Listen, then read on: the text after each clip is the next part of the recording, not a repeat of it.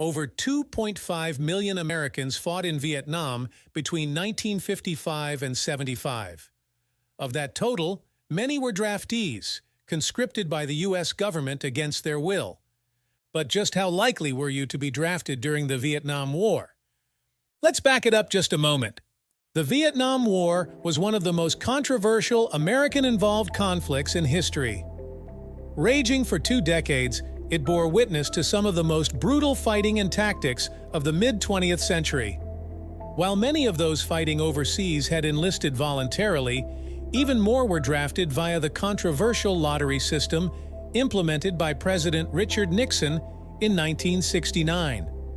On December 1st and every year after that, potential draftees waited with bated breath to see if they'd be next.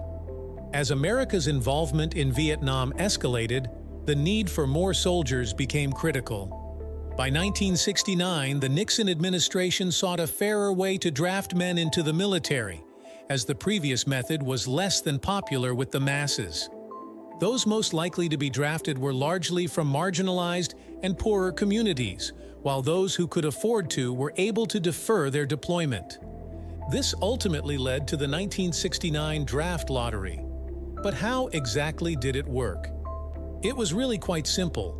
Basically, random birthdays within a single calendar year were selected from a large jar, and the order in which they were drawn would dictate just how soon someone could be expected to enlist.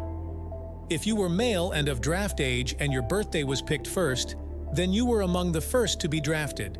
If your birth date was drawn toward the end, we're talking 300 days plus, then the odds are you'd be waiting a while. The first date drawn was September 14th, a very unlucky birthday by the sounds of it.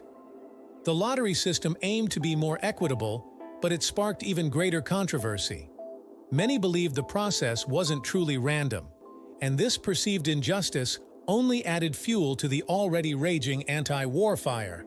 Students, civil rights activists, veterans, and even parents rallied against what they saw as an unjust war and an unfair draft system.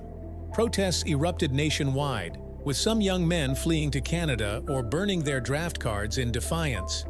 Protests peaked with the 1969 moratorium to end the war in Vietnam, which saw millions across the country demand an end to the conflict. The May Day protest in 1971 aimed to shut down Washington, D.C., underscoring the widespread dissent. Despite the backlash, draft lotteries continued until 1975, albeit with some changes made.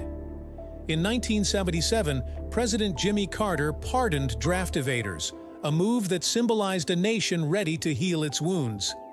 It's estimated that, of the over 209,000 men who attempted to evade the draft, just 9,000 were actually convicted.